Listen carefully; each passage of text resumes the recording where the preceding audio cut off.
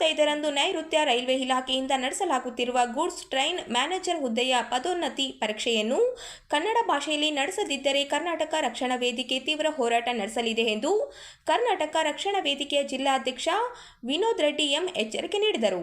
ಅವರಿಂದು ನಗರದ ಸುದ್ದಿಗಾರರೊಂದಿಗೆ ಮಾತನಾಡಿ, ಕರ್ನಾಟಕದಲ್ಲೇ ನಡೆಯುತ್ತಿರುವ ಪರೀಕ್ಷೆಯನ್ನು ಕೇವಲ ಹಿಂದಿ ಮತ್ತು ಇಂಗ್ಲಿಷ್ ಭಾಷೆಗಳಲ್ಲಿ ನಡೆಸಲು ರೈಲ್ವೆ ಇಲಾಖೆ ಮುಂದಾಗಿರುವುದು ಕನ್ನಡಿಗರ ಉದ್ಯೋಗ ಹಕ್ಕು, ಬಡ್ತಿ ಹಕ್ಕು ಹಾಗೂ ಭಾಷಾ ಸ್ವಾಭಿಮಾನದ ಮೇಲಿನ ದಾಳಿಯಾಗಿದೆ ಎಂದು ಆರೋಪಿಸಿದರು. ಜೂನ್ 25, 2026ರಂದು ನೈಋತ್ಯ ರೈಲ್ವೆಯ ಹುಬ್ಬಳ್ಳಿ, ಬೆಂಗಳೂರು ಹಾಗೂ ಮೈಸೂರು ವಿಭಾಗಗಳಲ್ಲಿ 15% LDCE ಕೋಟಾದಡಿ ಗೂಡ್ಸ್ ಟ್ರೈನ್ ಮ್ಯಾನೇಜರ್ ಹುದ್ದೆಗಳಿಗೆ ಕಂಪ್ಯೂಟರ್ ಆಧಾರಿತ ಪದೋನ್ನತಿ ಪರೀಕ್ಷೆ ನಡೆಸಲಾಗುತ್ತಿದೆ. ಹುಬ್ಬಳ್ಳಿ ವಿಭಾಗದಲ್ಲಿ 179, ಬೆಂಗಳೂರು ವಿಭಾಗದಲ್ಲಿ 112 ಹಾಗೂ ಮೈಸೂರು ವಿಭಾಗದಲ್ಲಿ 139 ಅಭ್ಯರ್ಥಿಗಳು ಪರೀಕ್ಷೆಗೆ ಹಾಜರಾಗಲಿದ್ದು, ಕನ್ನಡದಲ್ಲಿ ಪರೀಕ್ಷೆ ಬರೆಯುವ ಅವಕಾಶವನ್ನು ನಿರಾಕರಿಸಲಾಗಿದೆ ಎಂದು ಅವರು ತಿಳಿಸಿದರು. ಕರ್ನಾಟಕದಲ್ಲಿ ಸೇವೆ ಸಲ್ಲಿಸುತ್ತಿರುವ ಕನ್ನಡಿಗ ರೈಲ್ವೆ ನೌಕರರು ತಮ್ಮ ಬಡ್ತಿಗಾಗಿ ಸ್ಪರ್ಧಿಸುವ ಸಂದರ್ಭದಲ್ಲಿ ಅವರ ತಾಯಿ ನುಡಿಗೆ ಅವಕಾಶ ನೀಡದಿರುವುದು ಹಿಂದಿ ಮತ್ತು ಇಂಗ್ಲಿಷಲ್ಲಿ ನಮ್ಮ ಹೋರಾಟ 2 ದಶಕದಿಂದ ಹೋರಾಟ ಇದೆ. ಕನ್ನಡದಲ್ಲಿ ರೈಲ್ವೆ ಎಕ್ಸಾಮ್ ಬರೀಬೇಕು. ರೈಲ್ವೆ ಎಕ್ಸಾಮ್ ಅಂತಲ್ಲ, ಕೇಂದ್ರ ಸರ್ಕಾರದ ಏನೇ ಎಕ್ಸಾಮ್ ಕರ್ನಾಟಕದಿಂದ ನೀವು ಇಲ್ಲಿ ಒಯ್ತೀರಿ ಅಂತಂದ್ರೆ ಅವ್ರು ಕನ್ನಡಿಗರೇ ಒಯ್ಬೇಕು. ಸಂಘಟನೆ ಉದ್ದೇಶ 2 ದಶಕದ ಹೋರಾಟ. ತಮ್ಗೆ ಹೇಳ್ತಿರೋದಂತ 2008ರಲ್ಲಿ ಚಾಲನೆ ಆದಂತ ಈ ರೈಲ್ವೆ ಹೋರಾಟದಲ್ಲಿ ಲಾಲು ಪ್ರಸಾದ್ ಯಾದವ್ ಅವರು ಸಚಿವರಾದಾಗಲಿಂದ ನಮ್ಮ ಹೋರಾಟ ಸ್ಟಾರ್ಟ್ ಆಗಿದೆ. ಕಂಪಲ್ಸರಿ ಪ್ರಾದೇಶಿಕ ಕನ್ನಡದಲ್ಲೇ ಎಕ್ಸಾಮ್ ಬರೀಬೇಕಂತೇಳಿ ಆ ವಿಚಾರದಲ್ಲಿ ಉಗ್ರ ಹೋರಾಟ ಆಯ್ತು. ಹಿಂದೆ ಹೆಂಗಾಗ್ತಿತ್ತು ಅಂತಂದ್ರೆ, ಈ ರೈಲ್ವೆ ಎಕ್ಸಾಮ್ ಕರೆದಾಗ ಬಿಹಾರ್ ಇಂದ ರೈಲ್ವೆ ತುಂಬ್ಕೊಂಡ್ಬಂದ್ಬಿಡೋದು.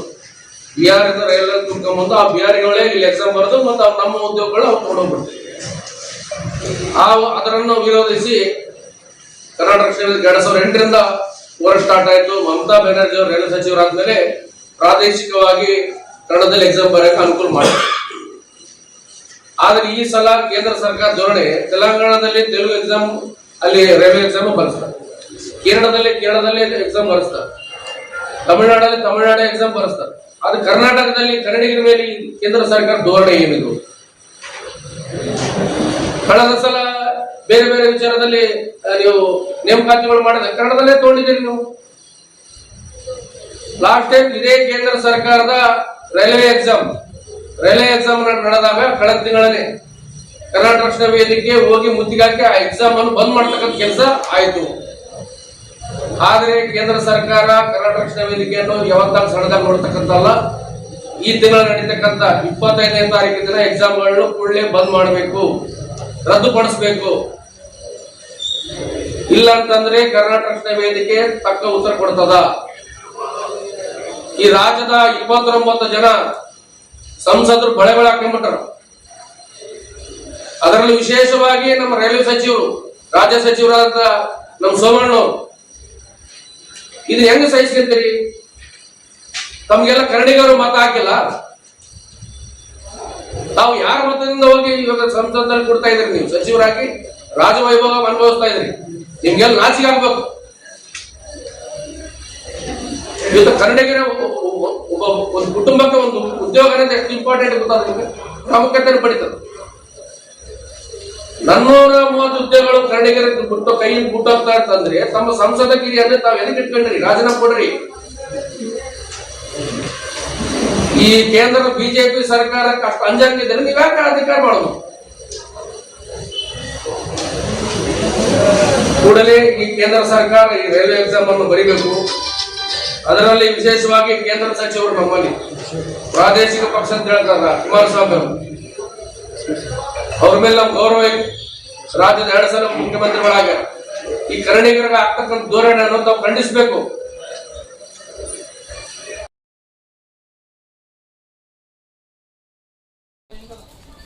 ನಗರದಲ್ಲಿ ಸಂಚಲನ ಮೂಡಿಸಿದ ಯುವಕನ ಕೊಲೆ ಹಾಗೂ ಮೃತದೇಹದ ರುಂಡನ್ನು ಕೊಂಡೊಯ್ದು ಪ್ರಕರಣವನ್ನು ರಾಯಚೂರು ಪೊಲೀಸರು ಕೇವಲ 24 ಗಂಟೆಗಳಲ್ಲಿ ಭೇದಿಸಿ 2 ಆರೋಪಿಗಳನ್ನು ಬಂಧಿಸಿದ್ದಾರೆ. ಜೂನ್ 21ರಂದು ವಂಗೆಬಾ ಅವರು ರಾಯಚೂರು ಪಶ್ಚಿಮ ಪೊಲೀಸ್ ಠಾಣೆಗೆ ದೂರು ನೀಡಿದ್ದು, ತಮ್ಮ ಪುತ್ರ ತಿರುಪತಿ ವಯಸ್ಸು 30 ಅವರನ್ನು ದುಷ್ಕರ್ಮಿಗಳು ಕೊಲೆ ಮಾಡಿ ರುಂಡನ್ನು ತೆಗೆದುಕೊಂಡು ಹೋಗಿರುವುದಾಗಿ ತಿಳಿಸಿದ್ದಾರೆ. ದೂರಿನ ಆಧಾರದ ಮೇಲೆ ಪೊಲೀಸರು ಪ್ರಕರಣ ದಾಖಲಿಸಿಕೊಂಡು ತಕ್ಷಣ ತನಿಖೆ ಆರಂಭಿಸಿದರು. ಪ್ರಕರಣದ ಗಂಭೀರತೆಯನ್ನು ಪರಿಗಣಿಸಿದ ಜಿಲ್ಲಾ ಪೊಲೀಸ್ ಅಧೀಕ್ಷಕರು ವಿಶೇಷ ತನಿಖಾ ತಂಡವನ್ನು ರಚಿಸಿ ಡಿಎಸ್ಪಿ ನೇತೃತ್ವದಲ್ಲಿ ಕಾರ್ಯಾಚರಣೆ ನಡೆಸಿದರು. ತನಿಖೆಯ ವೇಳೆ ಆರೋಪಿಗಳಾದ ಅವೇಶ್ ವಯಸ್ಸು 25 ಹಾಗೂ ರಾಜು ವಯಸ್ಸು 25 ಎಂಬ ಇಬ್ಬರು ಕುಲಸುಂಬಿ ಕಾಲೋನಿ ನಿವಾಸಿಗಳನ್ನು ವಶಕ್ಕೆ ಪಡೆದು ವಿಚಾರಣೆ ನಡೆಸಲಾಯಿತು. ವಿಚಾರಣೆಯಲ್ಲಿ ಕೊಲೆ ಕೃತ್ಯದಲ್ಲಿ ಅವರ ಪಾತ್ರ ಬೆಳಕಿಗೆ ಬಂದಿದ್ದು, ಮೃತನ ರುಂಡನ್ನು ಸಹ ಪೊಲೀಸರು ಜಪ್ತಿ ಮಾಡಿದ್ದಾರೆ. ಪ್ರಾಥಮಿಕ ತನಿಖೆಯ ಪ್ರಕಾರ ಮೃತ ತಿರುಪತಿ ಮತ್ತು ಆರೋಪಿತರ ನಡುವೆ ಇದ್ದ ವೈಷಮ್ಯ ಹಾಗೂ ಮೊಬೈಲ್ ವಿಚಾರವಾಗಿ ನಡೆದ ಗಲಾಟೆಯೇ ಕೊಲೆಗೆ ಕಾರಣವಾಗಿರಬಹುದು ಎಂದು ಪೊಲೀಸರು ಶಂಕಿಸಿದ್ದಾರೆ. ಪ್ರಕರಣದ ಕುರಿತು ಹೆಚ್ಚಿನ ತನಿಖೆ ಮುಂದುವರೆದಿದೆ. ಪ್ರಕರಣ ದಾಖಲಾದ 24 ಗಂಟೆಯೊಳಗೆ ಆರೋಪಿಗಳನ್ನು ಪತ್ತೆ ಹಚ್ಚಿ ಬಂಧಿಸಿದ ವಿಶೇಷ ತನಿಖಾ ತಂಡದ ಅಧಿಕಾರಿಗಳು ಹಾಗೂ ಸಿಬ್ಬಂದಿಯ ಕಾರ್ಯವನ್ನು ಜಿಲ್ಲಾ ಪೊಲೀಸ್ ಅಧೀಕ್ಷಕರು ಶ್ಲಾಘಿಸಿದ್ದಾರೆ. ವಿವಿಧ ಪೊಲೀಸ್ ಠಾಣೆಗಳ CPI, PSI, ASI, head constable ಹಾಗೂ ಪೊಲೀಸ್ ಸಿಬ್ಬಂದಿ ಈ ಕಾರ್ಯಾಚರಣೆಯಲ್ಲಿ ಭಾಗವಹಿಸಿದರು. ವೆಪನ್ ಕೂಡ ನಾವು ಸೀಸ್ ಮಾಡಿದ್ದೇವೆ. ಸೊ ವೆಪನ್ ಅಲ್ಲಿ ಅವರು ಹೊಡೆಯುವಾಗ that has resulted in that. So there is no intention as such to do that, but ಅವರು ಒಪ್ಕೊಂಡಿದ್ದಾರೆ what they have done is wrong. But ಅವರು 3 ಜನ ಫ್ರೆಂಡ್ಸ್ ಇದ್ದಾರೆ ಅಂತ ನಮಗೆ ಖಚಿತ ಮಾಹಿತಿ. Available near by only, but ಅವರು ಹಳೆಯ ದ್ವೇಷದಿಂದ ಕೋಪಿತಗೊಂಡು ಅವರು ಮಾಡಿದ್ದಾರೆ. ಸೊ ಅದನ್ನ ನಾವು ವೆಪನ್ ಕೂಡ ಸೀಸ್ ಮಾಡಿದ್ದೇವೆ. ಇದ್ರ ಬಗ್ಗೆ ನಾವಿನ್ನ ಮೆಡಿಕಲ್ ಏನು ಮಾಡಿಸಿಲ್ಲ. ಸೊ ಅದರ ಹೆಚ್ಚುವರಿಯಾಗಿ ನಾವು ತನಿಖೆ ಮಾಡ್ತೀವಿ. ಇದ್ರ ಬಗ್ಗೆ ನಾವು ಹೆಚ್ಚುವರಿಯಾಗಿ ಫರ್ದರ್ ಟೆಸ್ಟ್ ಮಾಡ್ತೀವಿ. ಬಟ್ ಸದ್ಯದ ಮೇಲೆ ಅನೇಕ ಪ್ರಕರಣಗಳು ವೆಸ್ಟ್ ಪೊಲೀಸ್ ಸ್ಟೇಷನ್ ಅಲ್ಲಿ ಇದೆ. Right now it is more than 3 days. So ಅವ್ರದ್ದು ಟೆಸ್ಟ್ ಮಾಡಿದ್ರು ಕೂಡ will not be able to get ಖಚಿತ. ತಿರುಪತಿ ಹಿಂದೆ ಬೈಕ್ ಕಳ್ತನದಲ್ಲಿ ಸಾಕಷ್ಟು ಪ್ರಕರಣಗಳು ವೆಸ್ಟ್ ಪೊಲೀಸ್ ಸ್ಟೇಷನ್ ಅಲ್ಲಿ ಇದೆ. Okay okay. ಅದರ ಜೊತೆ ಅದರಲ್ಲಿ ಏನು ಬಂದಿರೋ ದುಡ್ಡು ಅದರಲ್ಲಿ ಇಲ್ಲ, ಅದರ ಬಗ್ಗೆ ಏನಿಲ್ಲ. That is not connected to this. They have fought with each other because ಅವ್ರದ್ದು ಊಟ ಮಾಡುವಾಗ ಏನು ಮಾತಿಗೆ ಚಕಮಕಿ ಆಗಿದೆ, ಮಾತಿನ ಚಕಮಕಿ. ಅಂಡ್ ಅವ್ರು ಯಾವಾಗಲೂ ಈ ತರ ಊಟ ಮಾಡುವಾಗ ಸ್ವಲ್ಪ ಜಗಳ ಆಡ್ತಾ ಇರ್ತಾರೆ. ಅವತ್ತಿನ ದಿನ ಸ್ವಲ್ಪ ಹೆಚ್ಚುವರಿ ಜಗಳ. ರಾಜು ಅವ್ರದ್ದು ಕ್ರಿಮಿನಲ್ ಬ್ಯಾಕ್ಗ್ರೌಂಡ್ಸ್ ಮೇಲೆ ಕೂಡ ನಾವು ಇದು ಹೆಚ್ಚುವರಿ ತನಿಖೆ ಮಾಡ್ತಾ ಇದ್ದೀವಿ.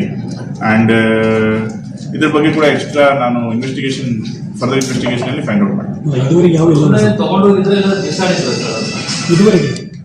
ಅವರೊಂದು ಯಾವುದು ಪ್ರಕರಣಗಳಲ್ಲ ಆವೇಶ್ ಮತ್ತು ರಾಜು ಅವರು.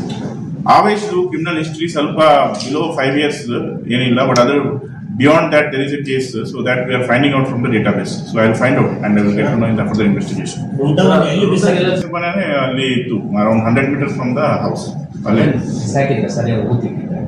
ಬಿಸಾಕಿತ್ತು. ನಮ್ಗೆ ಏನು ಇದೆ ಅಂದ್ರೆ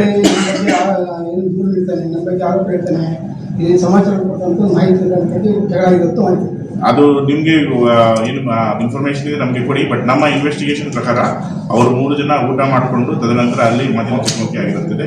ಇನ್ನು ಹೆಚ್ಚುವರಿಯಾಗಿ ನಾವು ಫೈಂಡ್ ಔಟ್ ಮಾಡ್ತೀವಿ. But we are more concerned about the deed and the facts of the circumstances which have been proved. So that is the main.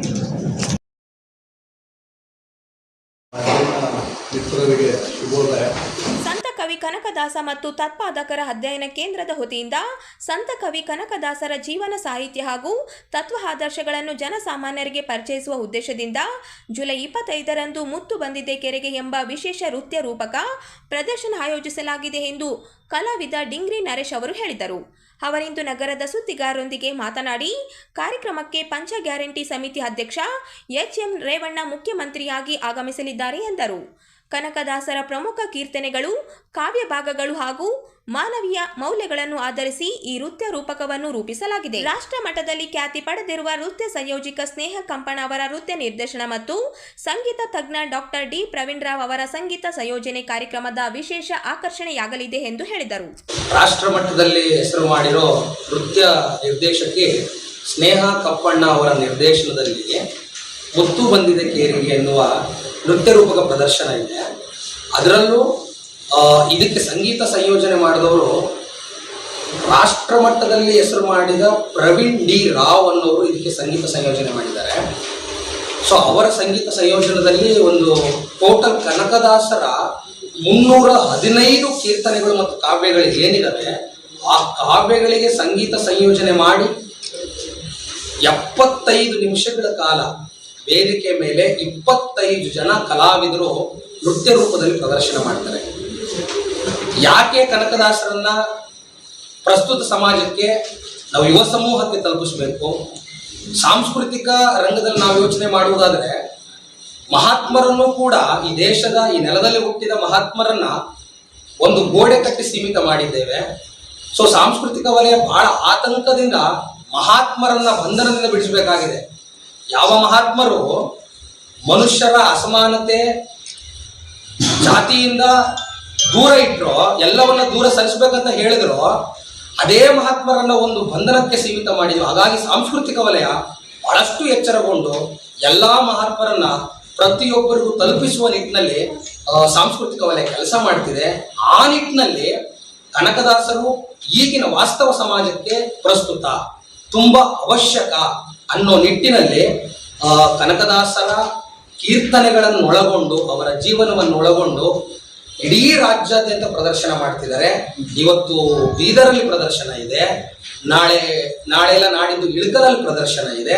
25ನೇ ತಾರೀಕು ರಾಯಚೂರಿನ ಪಂಡಿತ್ ಸಿದ್ದರಾಮ ಜಂಬಲ್ದಿನಿ ರಂಗಮಂದಿರದಲ್ಲಿ ನಡೀತಾ ಇದೆ.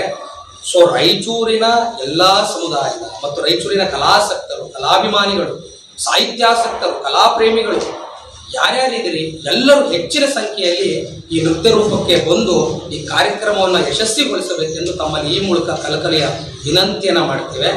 ಸೊ ನಮ್ಮ ಸಂಚಾಲಕರಾದಂಥ 3 ಪ್ರಕಾರಗಳನ್ನು ಮಾಡ್ತೀವಿ. ನಡುಗನ್ನಡ ಸಾಹಿತ್ಯದಲ್ಲಿ ಬಹುದೊಡ್ಡ ಹೆಸರನ್ನು ಪಡ್ಕೊಂಡಿರ್ತಕ್ಕಂಥ ಮಹಾನ್ ಕವಿಗಳಲ್ಲಿ ಕನಕದಾಸರು ಬಹಳ ಪ್ರಮುಖವಾದ ಸ್ಥಾನವನ್ನು ಪಡ್ಕೊಳ್ತಾರೆ. ಅವರ ಮೋಹನ ತರಂಗಿಣಿ, ರಾಮಧಾನ್ಯ ಚರಿತೆ ಬಹಳ ಪ್ರಮುಖವಾಗಿರುವಂತಹ ಕೃತಿಗಳು ಶ್ರವಣ ಸಾಹಿತ್ಯದಲ್ಲಿ. ಅಂಥ ಒಬ್ಬ ವ್ಯಕ್ತಿ ಬಹುತೇಕವಾಗಿ ಎಷ್ಟು ಪ್ರಚಾರ ಆಗಬೇಕಾಯಿತು ಅಷ್ಟು ಆಗಲಿಲ್ಲ. ಅದಕ್ಕೆ ಬೇರೆ ಬೇರೆ ಕಾರಣಗಳಿರಬಹುದು. ಅದರ ಮಧ್ಯದಲ್ಲಿ ಈಗ ರಾಷ್ಟ್ರೀಯ ಸಂತ ಕವಿ ಕನಕದಾಸ ಮತ್ತು ತತ್ವಪದಕಾರರ ಅಧ್ಯಯನ ಕೇಂದ್ರ ಅಂತ ಬೆಂಗಳೂರಿನಲ್ಲಿ ಒಂದು ಸಂಸ್ಥೆ ಪ್ರಾರಂಭ ಆಗಿದೆ. ಅದರ ಮುಖಾಂತರ ಕನ್ನಡ ನಾಡಿನಲ್ಲಿ ನಡೆದಿರುವಂತಹ ತತ್ವಪದಕಾರರ ಬಗ್ಗೆ ದೊಡ್ಡ ಪ್ರಮಾಣದಲ್ಲಿ ಅಧ್ಯಯನ ಮತ್ತು ಪ್ರಕಟಣೆ ಮಾಡಿರ್ತಕ್ಕಂಥ ಈ ತತ್ವಪದಕಾರರ ಅಧ್ಯಯನ ಕೇಂದ್ರ ಮಾಡಿದೆ.